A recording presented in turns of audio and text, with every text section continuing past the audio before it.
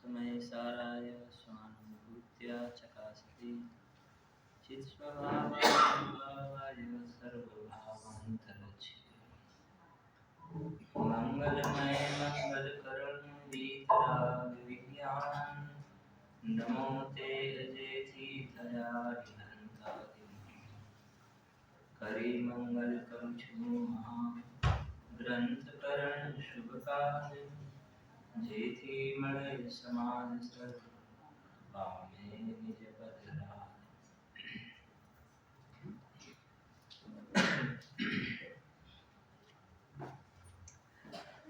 ત્રિલોકીનાથ જીનેન્દ્ર પરમાત્માના પ્રતિષ્ઠા મહોત્સવના પવિત્ર દિવસોના સંદર્ભમાં આપણે મળવાનું થયું છે. તો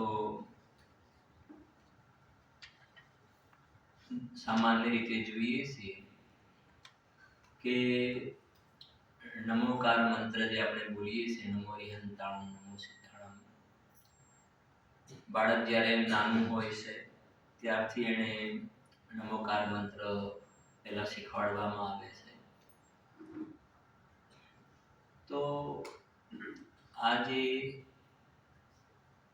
પંચ પરમેષ્ઠીનું જે સ્મરણ કરવામાં આવે છે, એમના નામનું જે ઉચ્ચારણ કરવામાં આવે છે, જીન મંદિરની અંદર પંચ પરમેષ્ઠી એમની સ્થાપના કરવામાં આવે છે. મુખ્ય રૂપથી અનંત પરમેષ્ઠી હોય છે, ક્યાંક સિદ્ધ પરમેષ્ઠીની પણ પ્રતિમાજી હોય છે અને ક્યાંક આચાર્ય ઉપાધ્ય અને સાધુ પરમેષ્ઠીની પણ પ્રતિમાજી હોય છે.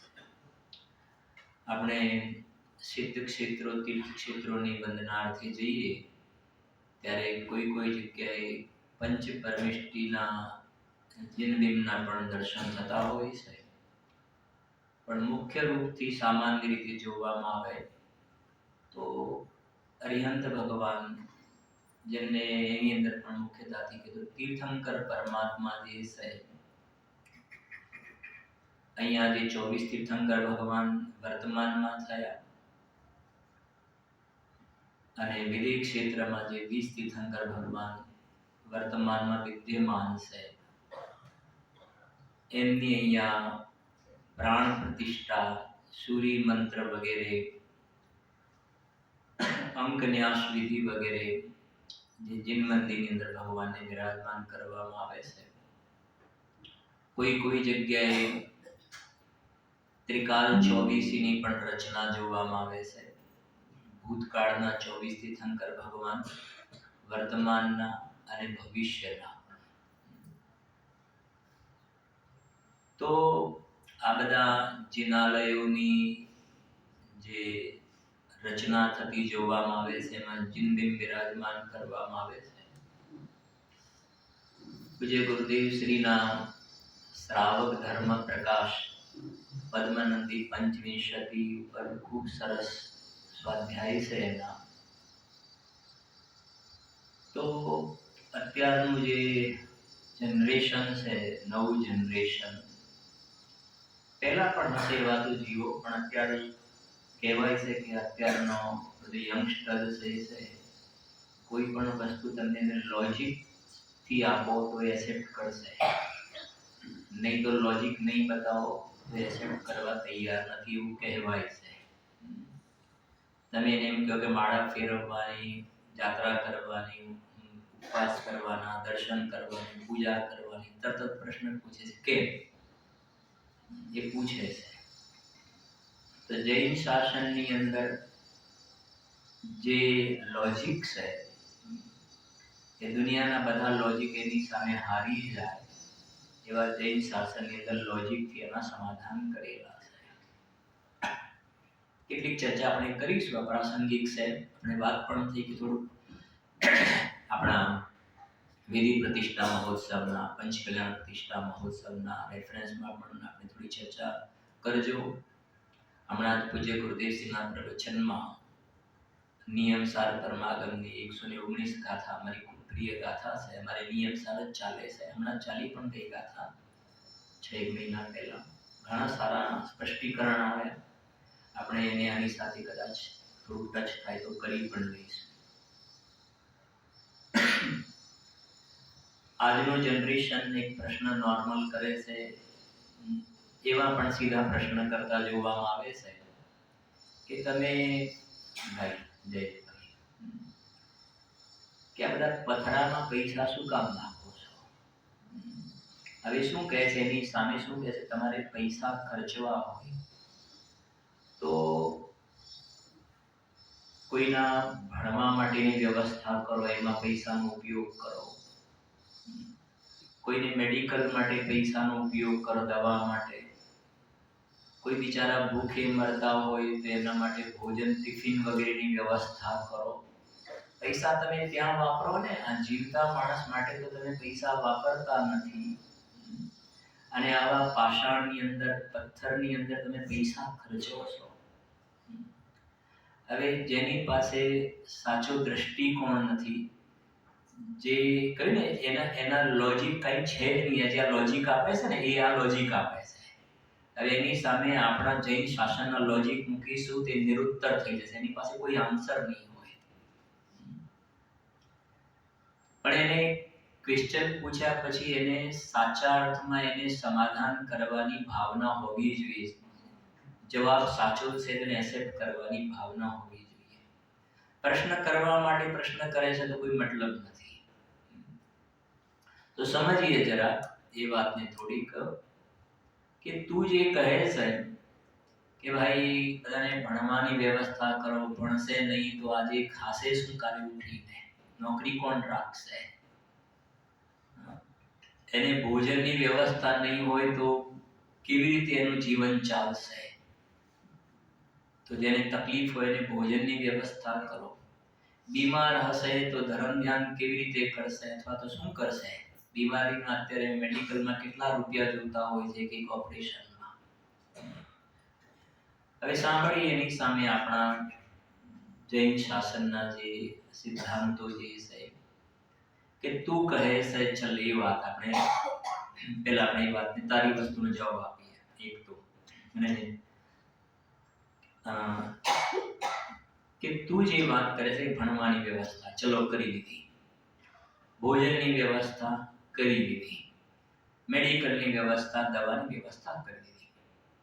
આ બધી જે વ્યવસ્થા કરવામાં આવે એને કેટલા ભાવ સુધી કામમાં લાગશે? જવાબ તમે આપી શકશો? આ ભાવ પૂરતું કેનાથી આગળ કરું ભાઈ? સમ્યક કે સંતિ? સમ્યક. હા, ખ્યાલ આવે છે? આ ભાવ પૂરતું જ ને? નેક્સ્ટ ભાવ પૂરતું તો પ્રશ્ન નથી. તું જે વાત કરે છે તારે અમારી સામે બરાબર કહે ને વાત સમજશો તો ખ્યાલ આવશે કે ભગવાનના જ્ઞાન, જે કેવલ જ્ઞાનમાં જે વાતો જણાઈને આવી છે બહુ ઊંચી પ્રકારની વાતો છે. આ કે તું જે બધી વ્યવસ્થા કરવાનું કહે છે, અમે હમણાં થોડુંક એને જરા ખોલી દઈએ સાથે.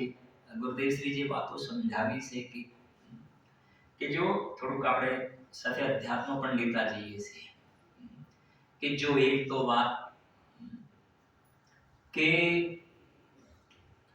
તને જે વિકલ્પ થાય છે ને કે એને ભોજનની વ્યવસ્થાનો, એની દવાની વ્યવસ્થાનો, એને ભણવાની, તને જે વિકલ્પ થાય છે એનાથી તું દુખી છો કે સુખી છો તું નક્કી કર. તું તો પહેલા સુખી થા. આખી દુનિયાને સુખી કરવા નીકળ્યો છે, તું તો સુખી થા. બરાબર એક વાત શાંતિથી ધ્યાનથી સમજજો. તને એ જે વિકલ્પ ચાલે છે ને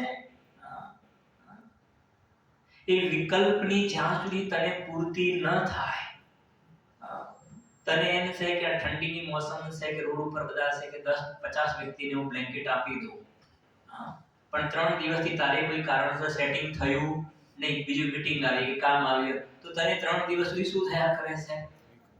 બ્લેન્કેટ આપવાના છે, બ્લેન્કેટ આપવાના છે, બ્લેન્કેટ. પેલા તો એમને સુતા જ છે ત્યાં આગળ. સમજાય છે કે નહીં? હા, દુખી કોણ થઈ રહ્યું છે?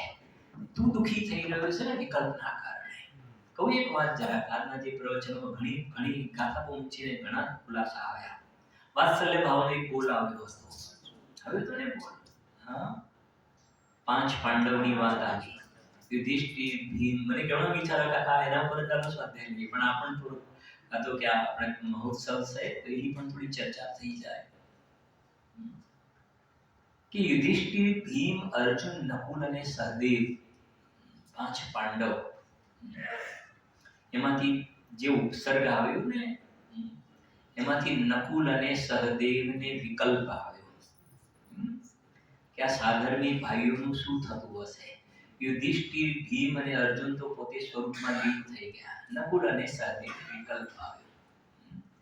તો સભામાંથી કોઈ પ્રશ્ન કર્યો હતો. શું કર્યો હતો ખબર છે? સભામાંથી કોઈ શ્રોતાએ કહ્યું કે તો વાત્સલ્ય ભાવ કહેવાય ને. નકુલ અને સહદેવને જે વિકલ્પ આવ્યો એ સાધર્મી પ્રત્યે વાત્સલ્ય ભાવ. જે ગુરુદેવશ્રી જે જવાબ આપ્યો, હા, જવાબ આપ્યો વાત્સલ્ય ભાવનો વિકલ્પ આવ્યો ને, વાત્સલ્ય ભાવ પણ છે તો વિકલ્પ ને, છે તો વિકલ્પ. અને ગુરુદેવશ્રી ત્યાં સુધી લઈ ગયા કે અંદરમાં પોતાનું વાત્સલ્ય તો ચૂકી ગયા. ભાઈ જયેશભાઈ, કેટલી ગજબની વાત છે આ. હા, એટલે ગુરુદેવશ્રી કહે છે કે ચક્રવર્તીની ખીર ચક્રવર્તી પચાવે, વાસુદેવના કેસરિયા નાડુ વાસુદેવ પચાવે. એમ આ પામરમાંથી પરમાત્મા બનવા માટે, અંદરમાં આ વાતો સાંભળવા માટેની આત્માની હોજરી એવી તૈયાર કરવી પડશે. અને પૂજ્ય ગુરુદેવશ્રીની વારંવાર આ વાત સાંભળ્યા પછી આત્માથી મુમુક્ષુ જીવોની આ વાતને ઝેલવાની ગુરુદેવશ્રીએ હોજરી તો તૈયાર કરી આપી છે. સમજાય છે કે હવે આ નિરંતર આ ભોજન અંદરમાં આપવાનું છે. આપણે હોજરી તો તૈયાર થઈ ગઈ આપણી, પણ અંદરમાં ખોરાક ન આપીએ તો કામ નહીં થાય ને. હા, તો હોજરી તો મતલબ આ વાત એસેપ્ટ કરવાની. આવો મને તો આ વાતની ખબર જ નથી. હૈયું સત સત જ્ઞાન જ્ઞાન ધબકે ને વજ્રવાણી છૂટે, જે વજ્રે સુમુક્ષુ સત્વ ઝડકે, પરદ્રવ્યના તો તૂટે. તો નકુલ અને સહદેવે પરદ્રવ્ય સાથે શું કર્યો હતો? ના તો જોડ્યો હતો ને, વિકલ્પ આવ્યો ને કે એનું શું થતું હશે. વિષ્ણુકુમાર મુનિરાજને વાત્સલ્ય અંગની અંદર પ્રસિદ્ધ થયા, પણ વિષ્ણુકુમાર મુનિરાજને ફાયદો થયો તો કે નુકસાન? એમને તો નુકસાન થયો હતો, દીક્ષાનો છેદ કરવો પડ્યો હતો.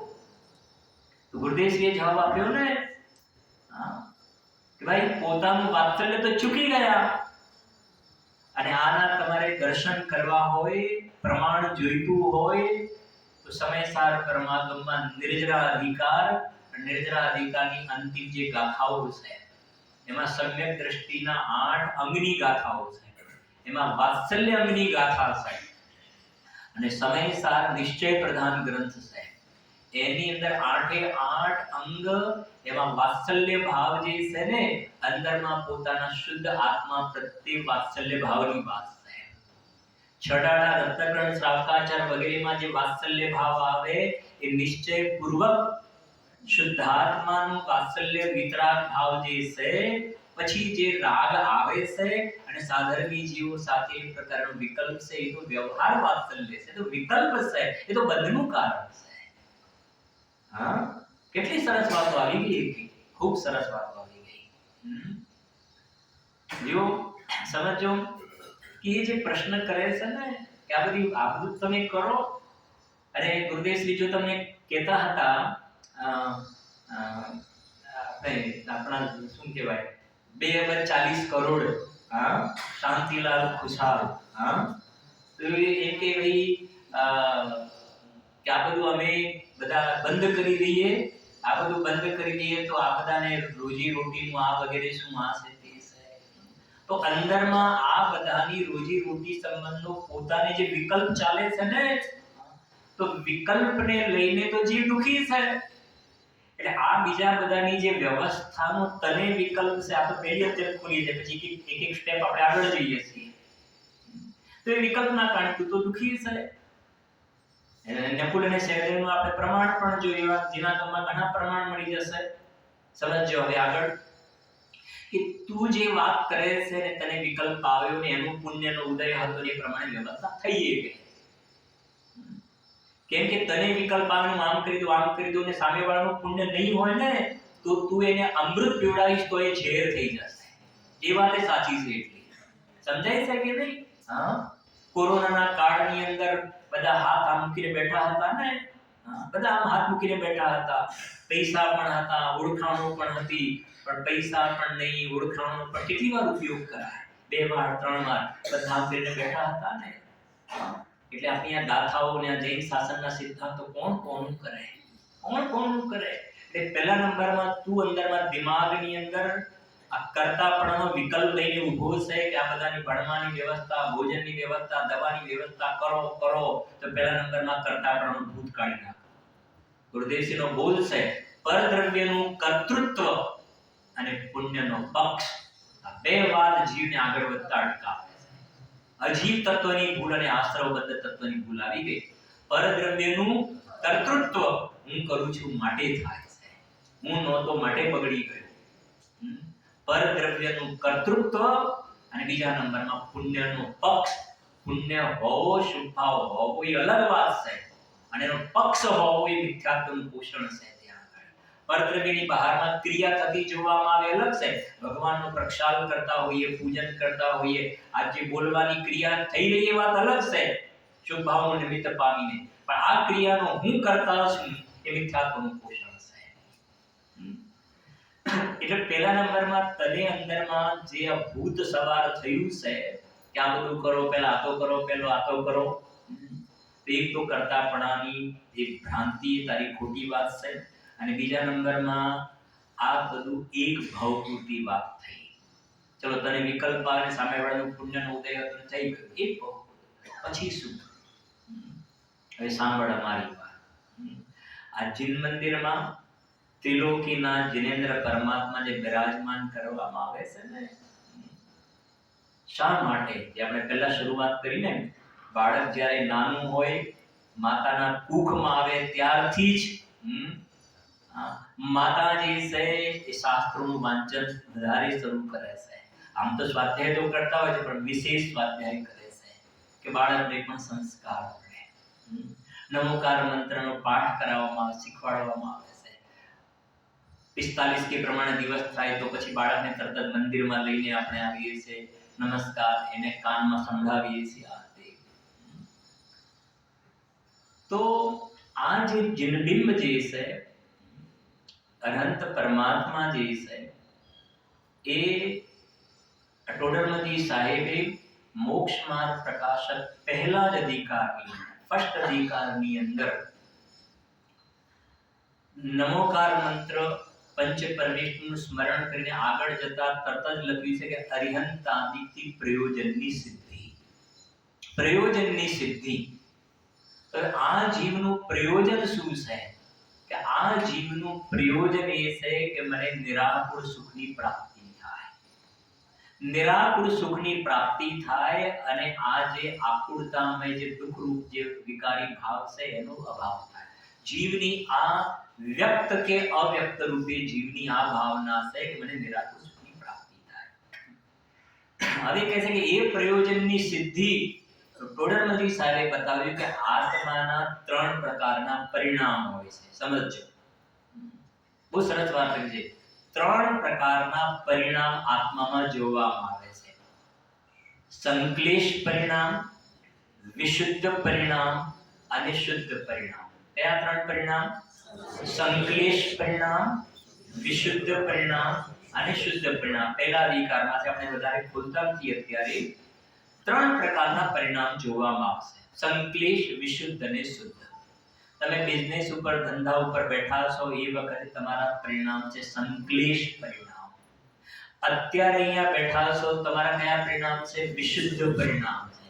ભગવાન જે દર્શન પૂજન એમના ગુણોનો વિચાર કરવામાં આવે છે તો વિશુદ્ધ પરિણામ છે. અને આ ભગવાનના દર્શન કરીને જેમણે 80 ગાથા યાદ કરી, આ જીનવાણીનું શ્રવણ કરીને, કે આપણે શું ભણી રહ્યા છે? સ્વાધ્યાય ભવન, સ્વાધ્યાય હોલ અને આ જીન મંદિર, જીન પ્રતિમાની ઉપયોગિતા. પેલા અજ્ઞાનીનો, તીવ્ર અજ્ઞાનીનો જે પ્રશ્ન હતો ને એનો જવાબ આપવામાં આવે છે કે જિનેન્દ્ર ભગવાનની શાંત પ્રતિમાના દર્શન કરીને અંદરમાં પોતાના શાંત સ્વરૂપ ભગવાન આત્માનો વિચાર ખ્યાલ આવે છે. આપણે અહીંયા જો આ સમવ શરણની અંદર વિદેહ ક્ષેત્રમાં વિદ્યમાન જે વિસ્તીર્થંકર ભગવાન સમવ શરણમાં બિરાજમાન છે ને, ત્યાં ભગવાનની દિવ્ય ધ્વનિ કરે છે. અને અહીંયા ભગવાન બિરાજમાન છે, ખાલી દિવ્ય ધ્વનિ નથી કરતી, આટલો જ ફરક છે. સમજાય છે કે નહીં? બાકી ત્યાં પણ બહારમાં તમને પરમ ઔદારિક શરીર પૂદગલ દેખાશે. અને અહીંયા બિલકુલ સ્થાપના નિક્ષેપ કહેવાય છે. આ શું કહેવાય છે? સ્થાપના નિક્ષેપ. માને પ્રતિમાજીની અંદર આ પ્રાણ પ્રતિષ્ઠા જે કોઈ અંકન્યાસ વિધિ સૂરી મંત્ર દ્વારા એ ભગવાનની જે ગુણો પર્યાયમાં પ્રગટ થયા છે, અનંત ચતુષ્ટય પ્રગટ થયા છે, એ ગુણોની મંત્રોચ્ચાર દ્વારા આ પાષાણની જ્યારે શરૂઆતમાં પ્રતિષ્ઠા થયા પહેલા તો પથ્થરની મૂર્તિ છે, પથ્થરની મૂર્તિ છે. પણ વિધિ જે કરવામાં આવે, પ્રોસેસ કરવામાં આવે, એના દ્વારા શું કરવામાં આવે છે? મંત્રોચ્ચાર દ્વારા એમાં જિનેન્દ્ર પરમાત્માની શું કરવામાં આવે છે? સ્થાપના કરવામાં આવે છે. એ નથી કહેતા કે ભાઈ કોઈના એન્ગેજમેન્ટ નક્કી થઈ ગયા, કે ભાઈ આ બંનેના એન્ગેજમેન્ટ થઈ ગયા, તો એન્ગેજમેન્ટ થઈ ગયા પછી જે લગ્નની આખી વિધિ કરવામાં આવે છે, નક્કી તો થઈ ગયું છે, પણ એની વિધિ કરવામાં આવે છે. 7 ફેરા, પછી કુટુંબ પરિવાર વાળા થોડા ફોટોગ્રાફી લે, આ કરે તે કરે, જમણવાર નાનો રાખે, જે કંઈ એટસેટેરા જે બધું કરે છે ને, તો નક્કી તો થઈ ગયું છે ને. પણ એ બધી જે વિધિ કરવામાં આવે છે, પહેલો ફેરો, બીજો, પછી બધા પ્રશ્ન કે ભાઈ આ પ્રમાણે તમને મંજૂર છે, તને મંજૂર છે, તો હવે લગ્ન થઈ ગયું, પૂરું થઈ ગયું, મેરેજ તો પૂરું થઈ ગયું, તો બંનેનો કઈ ચહેરા બદલાયા હશે? નથી બદલાયા. વજનમાં આવું પાછું તો ના, પણ શું ફરક શું પડી ગયો? ભાવમાં ફરક પડી ગયો. એ વિધિ થઈ એમાં ભાવમાં ફરક પડી ગયો. એમ પ્રતિષ્ઠા થયા પહેલાની મૂર્તિ અને પ્રતિષ્ઠા થયા પછી એમાં ભગવાન તરીકે જોવાની જે આખી જે વિઝન જે છે ને બદલાઈ જાય છે. બરાબર? હવે આ જિનબિંબ છે એમાં ગુણોની સ્થાપના કરી છે. એટલે જિનેન્દ્ર પરમાત્માની શાંત પ્રતિમાને જોઈને જે હમણાં જ ગુરુદેવજીના પ્રવચનમાં આવ્યું, સમજો જરા. શ્રેણિક રાજાની વાત આવી હતી, આવી ને શ્રેણિક રાજાની વાત. શ્રેણિક રાજાને ક્ષાયિક સમ્યક્ત્વ પ્રાપ્ત થયું, ક્ષાયિક સમ્યક્ત્વ. અને તમને ખ્યાલ હશે ક્ષાયિક સમ્યક્ત્વ કેવલી શ્રુત કેવલીના પાદમૂળમાં થાય છે. કેવલી શ્રુત કેવલીના પાદમૂળમાં આ જિનબિંબની ઉપયોગિતા એ કરાવતા નથી, પણ સહજ એવો નિમિત્ત નૈમિત્તિક સંબંધ છે. સહજ નિમિત્ત નૈમિત્તિક સંબંધ છે. જે અહીંયા 3 પ્રકારના પરિણામ આપણે ભણ્યા: સંક્લેશ પરિણામ, વિશુદ્ધ પરિણામ અને શુદ્ધ પરિણામ. સમજો, તમે ઘરેથી આવ્યા છો, રસ્તામાં છો અને કોઈના બિઝનેસના ફોન વગેરે પણ ચાલે છે, પછી આ જેવું મંદિર આવે તમારી ગાડી કે સ્કૂટર તમે ઊભું રાખ્યું, બરાબર છે કે નહીં? અને અહીંયા પ્રવચન પૂજા વગેરે શરૂ થઈ ગઈ, પછી તરત શું કહીશું? પછી હવે 2 કલાક પછી તમે ફોન કરજો, હું મારા મંદિરે જઉં છું. તો પેલા ત્યાં સુધી તમે ફોન પર વાત કરતા હતા. આ કર્તા કર્મ સંબંધ નથી, પણ નિમિત્ત નૈમિત્તિક સંબંધ સમજજો જરા. તો તરત શું કહી દીધું કે મારો ટાઈમ થઈ ગયો છે, હવે આપણે 2-3 કલાક પછી 11 વાગે મળીશું. તો પેલા પરિણામ કયા ચાલતા હતા? સંક્લેશ પરિણામ, તીવ્ર કષાયના પરિણામ હતા. ભલે ન્યાય નીતિથી બિઝનેસ કરો તો પણ સંક્લેશ પરિણામ છે, પાપના પરિણામ છે. અને કહીએ જરા, ગુરુદેવ શ્રી કહેતા હતા વધારે શું કે 24 કલાકમાં તો આજે 23 કલાક પાપ કરે છે, 23 કલાક પાપ કરે છે. કાલે તમારે ત્યાં સ્વાધ્યાયમાં એક વાત આવી હતી કે સમજો કે મન, વચન અને કાયા એમાં થોડાક ઇન્ટરવલમાં થોડોક અભ્યાસ કરજો 15 મિનિટ 20 મિનિટ પછી કે આપણે મારા બ્લેન્ક જ્યારે હોઉં એ વખતે મને મનમાં વિચારો કોના માટે કેવા વિચારો આવે છે, અને એવા જેવા વિચારો આવે છે આપણે બોલીએ તો કેવું લાગે, સમજાય છે કે નહીં? તો આપણે બોલતા નથી કેમ કે આપણી ઇમ્પ્રેશન બહાર ખરા. આવું બોલાય નહીં. સમજજો હું શું કહેવા માંગુ છું? આવું બોલાય નહીં. તો આવું બોલાય નહીં તો આવા મનમાં વિચાર પણ કરાય. વાત સમજાય છે કે નહીં હું શું કહેવા માંગુ છું? આવું બોલાય નહીં તો બોલીએ તો કેવું લાગે? ખરાબ લાગે ને. અને મંદિરમાં તો બોલાય કોઈ દિવસે? સમજાય છે કે નહીં? અને બહારમાં કઈ નીકળ્યો તો આવું બોલાય? તો પછી મનમાં તને જે વિચારો ચાલે છે, મનમાં વિચારો ચાલે છે, તો તરત તું બ્રેક મારને કે મારાથી આવો વિચારો કરાય. હું ભગવાનના શરણમાં આવ્યો, મને આવું જૈન કુલ, આવી તત્વની સર્વોત્કૃષ્ટ વાત પૂજ્ય ગુરુદેવશ્રી જેવા ગુરુદેવશ્રી મળ્યા, અને મને અહીંની વાત તો છોડો, અહીંયા અને બહારમાં મને મનમાં આવા વિચારો આવે છે તો ન આવવા જોઈએ. જેમ આવું ન બોલાય એમાં આવા વિચારો ન આવવા જોઈએ. વાતો તો ઘણી યાદ આવે છે, ખાલી કહું થોડો વિચારો કરીશ, પછી આપણો જવાબ પણ આવી જશે. કે આ થોડી કર્ણાયુગની વાત છે. એકેન્દ્રિય જીવ છે ને, એકેન્દ્રિય જીવ, એને આ મિથ્યાત્વના ફળમાં ખાલી એક સાગરનો બંધ થાય છે. બે ઇન્દ્રિય વાળા જીવને 25 સાગરનો. બહુ યાદ ના રહે ચિંતા ના કરજો, યાદ રહે એ વાત છે આંકડા. એકેન્દ્રિય જીવ છે ને એને મિથ્યાત્વના ફળમાં ખાલી એક સાગર, બે ઇન્દ્રિય ને 25 સાગર, ત્રણ ઇન્દ્રિય જીવ કીડી વગેરેને પાપ કરશે ને તો એ 50 સાગર, અસંગની પંચેન્દ્રિય હશે ને તો 100 સાગર, અને સંગની પંચેન્દ્રિય તિર્યક હશે તો 1000 સાગર. કેટલા કયા? 1000 સાગર. મન વગરના આટલા, મન વગરના ભાઈ જયભાઈ. અને મન મળ્યું, મન આ દ્રવ્ય મન, અને એના નિમિત્તે વિચારો કરે છે. મન મળ્યું તો મન મળ્યું તો મનના નિમિત્તે જીવ, આપણે ખોટા ભાવની વાત કરી પેલા, ખોટા ભાવ કરે છે ને તો આ 1000 હતો ને છેલ્લો આંકડો 1000, એની જગ્યાએ સીધો રાઈસ થાય છે 70 કોડાકોડી સાગર. શું કહ્યું? 70 પાછળ 14 0 મૂકો, 70 કોડાકોડી સાગર. સંગની પંચેન્દ્રિય મન વાળો જીવ, દિમાગ, નથી કહેતા મન હોય તો માળવે જવાય, હા, પણ મનનો ઊંધો ઉપયોગ કરો ને તો દુર્ગતિમાં જીવ ચાલ્યો જાય. ખાલી પેલા મન વગરનો હતો તો મેક્સિમમ રેન્જ પાપ કરે તો 1000 સાગર થી વધારે નહીં. અને મન મળે વિચાર કરવાનો, 70 કોડાકોડી સાગર ઊંધો ચાલે. તો એટલા માટે ફોકસ કરીએ છીએ. જીન આપણે અહીંયા બેઠા છે તમને ખ્યાલ આવશે, નિમિત્ત નૈમિત્તિક સંબંધ. જે ગુરુદેવ છે ને 24 કલાકમાંથી 23 કલાક તો જીવ પાપ કરે છે, પાપ કરે છે. અને માંડ એકાદ કલાક સાંભળવા માટે જાય, અને એ પણ શાંતિથી ધ્યાનથી સાંભળે તો બરાબર છે.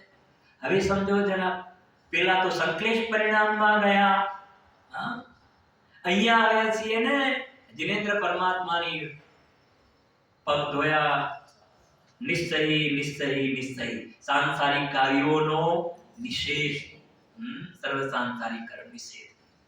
તો પેલા કહ્યું બિઝનેસ ના કે જે કોઈ પરિણામ હતા ઓટોમેટિક નિમિત્ત નૈમિત્તિક સંબંધ, કરતા કર્મ નહીં. આ ક્ષેત્ર, આ સ્થાનોની ઉપયોગિતા. તારો પ્રશ્ન હતો ને કે પથરા, આ પથરા નથી, આ નવદેવમાંના દેવ છે. તને પથરા દેખાય છે? નવદેવ કયા કે ના કયા? એમાં જીન મંદિરને શું કહ્યું છે? જીન મંદિર પણ દેવ છે, જીન પ્રતિમા પણ દેવ છે, જીન ધર્મ પણ દેવ છે, જીન વાણી પણ દેવ છે. અને પંચ પરમેશ્વરી કયા કે ના કયા? નવ દેવતામાં મૂક્યા છે. થોડું સ્વાધ્યાય કર, 4-6 કલાક સ્વાધ્યાય કરી તો તને ખબર પડશે કે જૈન શાસ્ત્રની અંદર એક વસ્તુ જે છે ને, ગુરુદેવ શ્રી કહે છે ને હીરાના વ્યાપારમાં નમતું ના જોખાય, એમ બધી વસ્તુ, એક વસ્તુની ખૂબ કિંમતી વસ્તુ છે આ બધી. સમજો? આવ્યા અને બસ સીધા એટલા પરિણામ નીકળી ગયા, અને જિનેન્દ્ર પરમાત્માને જોયા, અને બસ નિરખો અંગ અંગ जिन वर के जिनसे झलके शांति अपार. એક એક ભગવાનના ગુણોનો વિચાર કરીએ છીએ. જે જાણતો અરહંતને ગુણ દ્રવ્યને પર્યાયપણે, તે જીવ જાણે આત્મને પશુ મોહ પામે રહે કરે. ઇન્દ્રભૂતિ ગૌતમની વાત તો ખ્યાલ છે ને? આપણે થોડા જલ્દી પણ જઈએ છીએ કેમ કે મારે પેલું ફૂલ સ્ટોપ પણ કરવું છે. આપણે બરાબર છે કે નહીં? ઇન્દ્રભૂતિ ગૌતમની કથા બધાને ખબર છે? હા, ગ્રહિત મિથ્યા દ્રષ્ટિ. અર્પિતભાઈ, ગ્રહિત મિથ્યા દ્રષ્ટિ. થોડાક સમય, અડધો કલાક પહેલા ભગવાન મહાવીર સ્વામી દિવ્ય ધ્વનિ ખરી નહીં.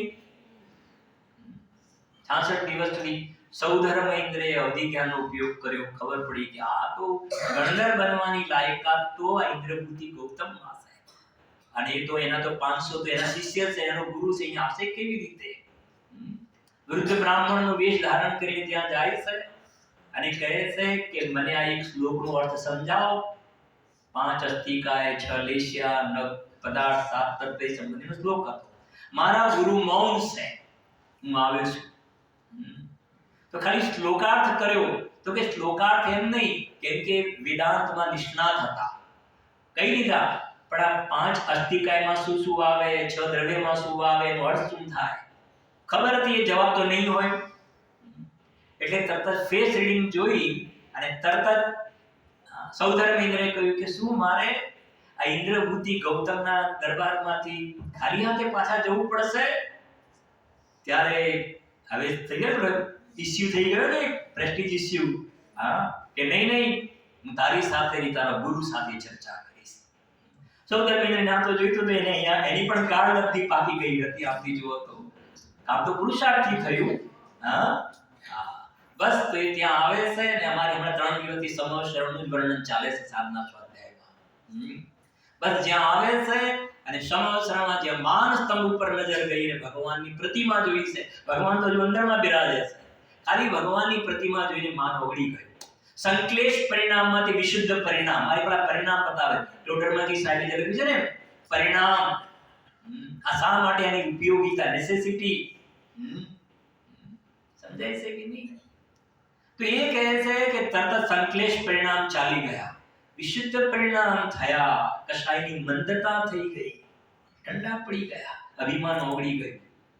અને જેમ જેમ આગળ જાય છે તે જોયું આ રે કહે છે કે આ ઉપર આ 5000 ધનુષ, 20 સ્ફટિક મણિ, ઇન્દ્રનીલ મણિની શિલા, આ 20000 સોનાના પગથિયા, આ છે શું? કઈ દુનિયામાં આવ્યું છું? અને ઉપર જાય છે અને એક સભા ક્રોસ કરીને જ્યારે છેલ્લે 8મી ભૂમિ જે છે એમાં 12 પ્રકારની જે સભા જે છે ત્યાં ઉપર અંતરિક્ષમાં જિનેન્દ્ર પરમાત્માને જ્યાં જોયા, जब दृष्टि पड़ी प्रभु जी तुम पर मुझको स्वभाव का ध्यान हुआ, सुख नहीं विषय भोगों में तुमको लगे सत्या.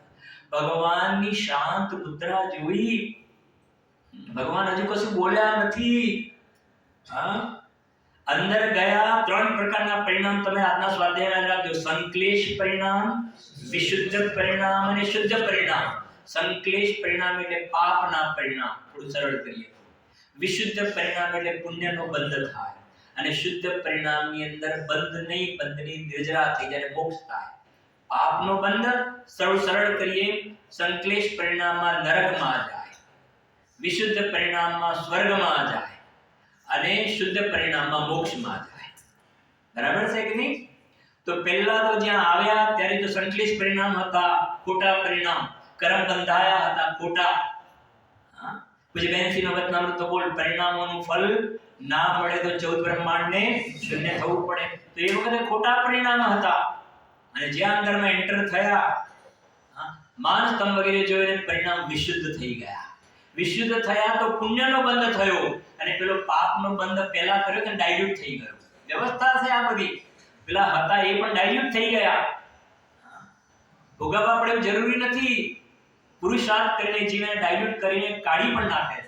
પછી જ્યાં સમોશ્રમમાં ગયા અને ભગવાનને જોયા અને તરત જ ભગવાનની શાંત મુદ્રાને જોઈને અંદરમાં પોતાની શાંત, અંદરમાં પોતાની જે વિતરાગી, પોતાનું નિજ બિંબ, ચૈતન્ય બિંબને અંદરમાં જોયું, સમ્યક દર્શનને પ્રાપ્ત કર્યું, મુનિ દીક્ષા અંગીકાર કરી, 4 જ્ઞાન પ્રગટ થયા, મતિ શ્રુત અવધિ મન પ્રિય જ્ઞાન, નિર્ગ્રંથ મુનિ દીક્ષા અંગીકાર કરી, 12 પ્રકારની સભામાં મુનિ દશા જે છે ને એ મુનિ રાજની સભામાં બેસી ગયા. આ બધું ભગવાનની દિવ્ય ધ્વનિ કરવાની શાંતિ શરૂ થઈ. શુદ્ધ પરિણામ થઈ ગયા અને જે મોક્ષે પધારી ગયા. અડધો કલાક પહેલા ગ્રહિત મિથ્યા દ્રષ્ટિ હતા, અડધો કલાક પહેલા ગ્રહિત મિથ્યા દ્રષ્ટિ, અડધો કલાક પછી ભગવાનના ગણધર દેહ થઈને ભવ્ય મોક્ષે ચાલ્યા ગયા.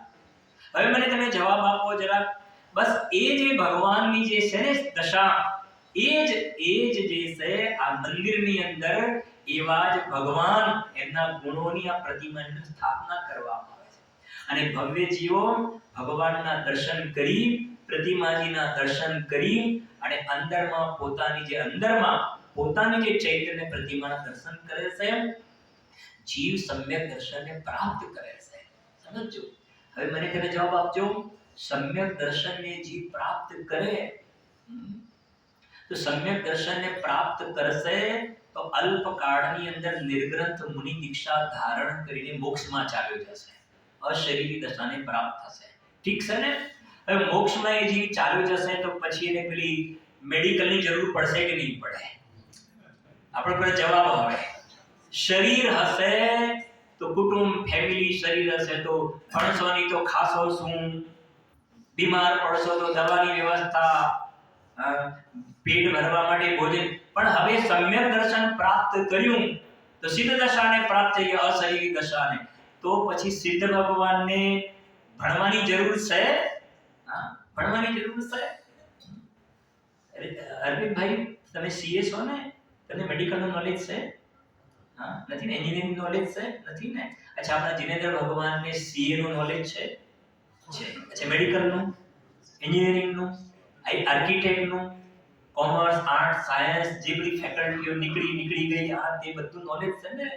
એક સમયમાં બધું જણાય છે ને? તો તું જે ભણવાનું વાત કરે છે એ ભણવું સારું કે આત્માનું ભણવું સારું? કહું જરા. આપણા ગુરુદેવ શ્રી ધૂળી નિશાળમાં ભણતા હતા ને, ત્યારે હંમેશા પહેલો નંબર આવતો હતો, ફર્સ્ટ નંબર આવતો હતો, પહેલો નંબર. એને ભણવાનું છોડી દીધું કે આ મારે નથી ભણવું, આ ભણવા માટે થોડું આવ્યો છું અહીં ગાડી. આવું તો અનંતવાર ભણ્યો છું, આ તો સંસારમાં રખડવાનું ભણતર હશે, એ ભણવા માટે નથી આવતો. વિચાર તો કરો, જેનો ક્લાસમાં પહેલો નંબર આવતો ભણવાનું કોઈ દિવસે છોડે? પણ એ મહાપુરુષને કંઈક બીજું વધારે દેખાડ્યું હશે ને એની સામે. ઘણી વાર કહું કે ધૂળી નિશાળમાં ભણવા વાળા એ મહાપુરુષે મોહ રાગથી ધૂળ ઉડાડી નાખી. વિચાર તો કરો. મોહ રાગથી ધૂળ ઉડાડી નાખી, ધૂળમાં એકડેકો શીખવાડે. હવે આજકાલના તો નહીં, ઇન્ડિયામાં અમારા તળોદવાળા કે તળોદમાં ભણવાનું કશું નથી, અમદાવાદમાં જાઓ ભણવા માટે. અમદાવાદવાળા કે નહીં, અમદાવાદમાં મુંબઈમાં ભણવા માટે જાઓ. મુંબઈવાળા કહે છે કે નહીં, ઇન્ડિયાની એજ્યુકેશન નહીં, એબ્રોડ જાઓ રખડવા માટે, ત્યાં જાઓ ભણવા માટે, ભગવાનના દર્શને ના મળે. એનું પુણ્ય ખતમ થઈ ગયું. પૂછો એબ્રોડ જવા વાળે, ભગવાનના દર્શન ક્યારે કરો છો? આટલી આપણી સભા છે ને 10 લક્ષણમાં સમજે ને 10% એ થતી જ નહીં થતી હોય. સમજાય છે કે નહીં? જાઓ ત્યાં ભણવા માટે. ત્યાંનું ભણવાનું શું ભણવાનું? સમજાય છે કે નહીં? છે તો વાતો ઘણી બધી, સમજો. તો કહેવાનો આશય એ છે કે જ્યાં આ અંદરમાં સમ્યક દર્શનની પ્રાપ્તિ થતા જીવ અલ્પકાળમાં નિર્વાણ દશાને પ્રાપ્ત થાય છે, તો એને હવે ભણવાની જરૂર નથી. કેવળ જ્ઞાન પ્રાપ્ત, ભણવાનું નથી હવે. પછી ભણવાની વ્યવસ્થા કરો, પછી બીજા નંબરમાં ભોજનની વ્યવસ્થા, બધાને ટિફિન પહોંચાડો ભૂખ્યાઓને. સમજાય છે કે નહીં? તો જરૂર છે હવે. પછી ત્રીજા નંબરમાં શું કહ્યું? મેડિકલની વ્યવસ્થા. તો એ મેડિકલની વ્યવસ્થાની જરૂર છે. હવે મને જવાબ આપો, તમે જે વ્યક્તિ માટે, જે પર્સન માટે તમે આ ત્રણ વસ્તુનો વિચાર કરો છો, મેડિકલ, એજ્યુકેશન અને ભોજન, ત્રણની વાત ચિંતા કરો છો, એ વ્યક્તિનો આ થાય કે એનો મોક્ષ થાય તો સારું, આ વ્યવસ્થા થાય તો સારું કે એની મોક્ષની વ્યવસ્થા થાય સારું. મોક્ષની વ્યવસ્થા થાય સારું ને? મોક્ષની વ્યવસ્થા થઈ જશે તો પછી આ પ્રશ્ન નહીં ઉભો રહે. અને મોક્ષની વ્યવસ્થા, આ જીન મંદિર જે છે ને, આ જિનાલય, આ બધાની રચના એ મોક્ષની વ્યવસ્થા માટે ના સ્થાન છે. મોક્ષની વ્યવસ્થા ના સ્થાન છે. બાકી બહારની ગમે તે યુનિવર્સિટી, મુંબઈની હોય કે યુએસ કે યુકે ની ગમે તેવી મોટી યુનિવર્સિટી હોય, એની અંદર આ ભણવામાં નહીં આવે. 6 દ્રવ્ય 7 તત્વ 9 પદાર્થ, હું ગાયક છું, પરમાત્મા છું. કોઈ યુનિવર્સિટી કોલેજમાં છે ભણવાની વાત? નથી ને ભણવાની વાત. એક વાત.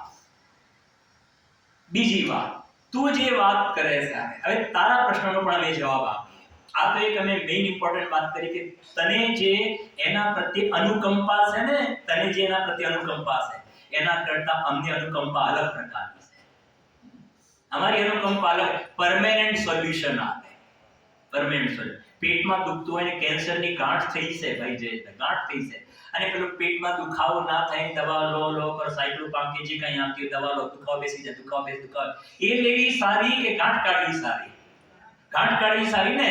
જૈન શાસનની અંદર આ જન્મ મરણ શરીર ધારણ કરવાની મિથ્યા પરંપરાનો બધી ગાંઠ કાઢવામાં આવે છે. ગાંઠ કાઢવામાં આવે છે. તો એક ભાવની એની વ્યવસ્થા કરી તો પાછો કાઢી નરકને નિગોદમાં ચાલ્યો જશે.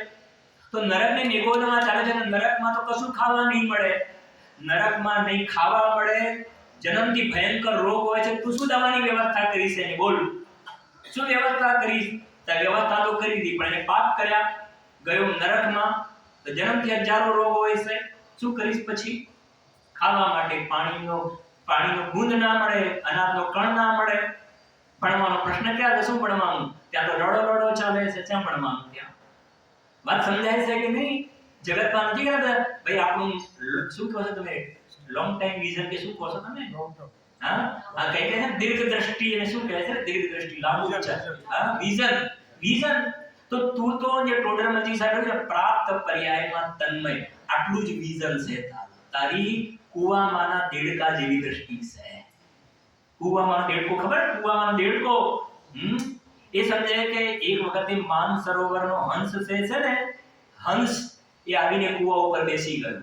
કુવા ઉપર અને હંસે કહ્યું કે દેડકાને કહ્યું, ચાલ તને આખી દુનિયાની શેર કરાવ. તો દેડકો શું કહે? અરે મેં આખી દુનિયા જોઈ છે.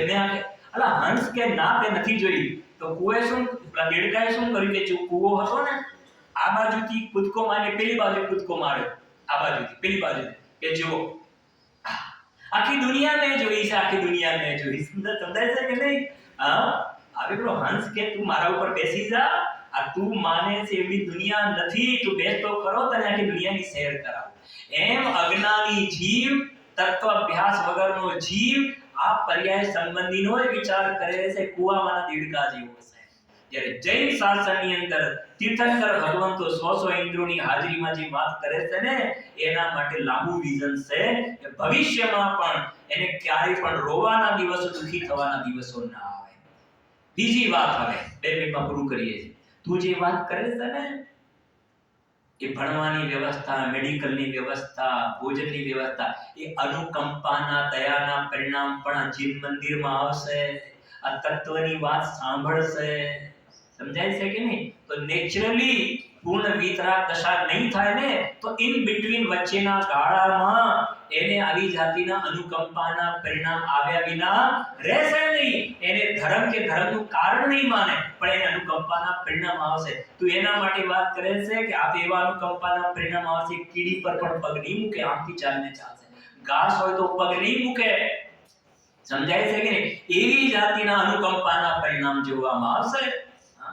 એટલે અને આ વાત નહીં સાંભળે, સમજો, આ વાત નહીં સાંભળે તો વ્યવહાર જે દયા જે કહેવાય, વ્યવહાર દયા કે જગતમાં સવારનો સ્વાધ્યાય છે કે એના દુઃખ પણ થાય છે. જગતનો તમે સર્વે કરજો, ઇન્ડિયાની બહાર, ઇન્ડિયામાં પણ હશે, મોટા ભાગનો વર્ગ તમે જોશો ને તો શું ખાય છે. સમજાય છે કે નહીં?